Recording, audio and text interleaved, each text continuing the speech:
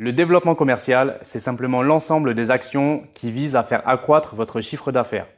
Donc ça se matérialise par des stratégies, des méthodes, des outils qui vous aident à attirer, à convertir et à fidéliser vos clients. C'est très important pour les jeunes entreprises parce que ça les aide à trouver leurs premiers clients, à se différencier sur leur marché et bien évidemment à pérenniser leur activité. Il existe 4 piliers du développement commercial. Le premier, bien maîtriser son environnement externe. Le second, bien maîtriser son environnement interne. Le troisième, bien positionner son offre. Et enfin, bâtir son plan d'action commercial.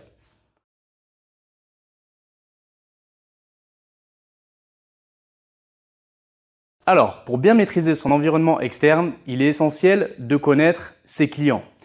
Il faut que vous vous posiez la question, qui sont mes clients? Quel est mon client idéal? Quels sont ses besoins? Quelles sont ses attentes? Pour ce faire, en marketing, on parle de persona. Un persona, c'est quoi? C'est une représentation fictive ou semi-fictive de mon client type. Généralement, on lui donne un prénom. Quel est son âge? Quel est son sexe? Quelle est sa catégorie socio-professionnelle? Quelle est sa manière de consommer? Ça va vous aider à mieux cibler votre clientèle. Deuxièmement, il y a votre environnement concurrentiel. Qui sont vos principaux concurrents sur votre zone de chalandise? Quels sont les produits qu'ils proposent? Quels sont leurs tarifs? Quels sont les services qu'ils proposent? Quelles sont leurs manières de communiquer? Tout cela va vous aider à cartographier votre concurrence. En marketing, on parle de benchmark concurrentiel. Le second pilier, bien connaître son environnement interne. En fin de compte, bien se connaître soi. En marketing, on parle de SWOT. C'est les initiales de force, faiblesse, opportunité, menace. L'idée, c'est de savoir quels sont vos points forts et capitaliser dessus, quels sont vos points faibles et progresser dessus. En lien avec le premier pilier, l'idée, c'est de savoir quelle est votre proposition de valeur. Comment est-ce que vous allez vous différencier par rapport à vos concurrents pour avoir un avantage concurrentiel. Ensuite, nous avons le troisième pilier, bien positionner son offre. En marketing, on parle de 4P. Les 4P, c'est les initiales de politique de prix, produit, communication, distribution. L'idée, c'est de définir le squelette de votre développement commercial. Il faut qu'il y ait une cohérence entre toutes ces composantes et que votre prix soit cohérent avec votre produit, votre manière de communiquer et sur les canaux où vous distribuez.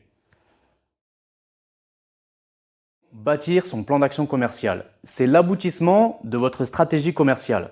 Ça se matérialise par une action que vous avez bien définie. On lui attribue un objectif, un budget, des ressources nécessaires pour y arriver et enfin un suivi. On essaye de suivre cette action avec des indicateurs clés de performance. Combien de followers est-ce que j'ai gagné? Combien de nouveaux clients j'ai gagné?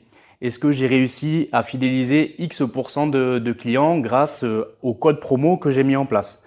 Ce sont des actions qui vont vous permettre de savoir si cette action est bénéfique pour votre entreprise ou non. Ça vous permet de faire des bilans réguliers sur vos actions commerciales. Le fichier client est un vrai outil qui peut vous aider dans votre développement commercial. Typiquement, avec ce genre d'outil, vous pouvez suivre votre relation client depuis votre prestation jusqu'à des prestations futures.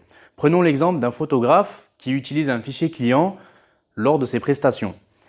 Il récolte un certain nombre de données comme le nom, le prénom, la date d'anniversaire, etc. Sur son suivi, ça va lui permettre de savoir à quelle période de l'année il va pouvoir relancer sa relation client pour lui proposer certaines prestations comme par exemple un shooting personnalisé pour un anniversaire ou pour tout autre événement. La méthodologie QQOQCP, c'est les initiales de qui, quoi, où, quand, comment, pourquoi. Il faut que vos clients aient la réponse à toutes ces questions sur vos supports de communication. Votre fiche Google, votre site internet, vos flyers, votre newsletter. Il faut absolument que vous appliquiez cette méthodologie sur tous vos supports de communication.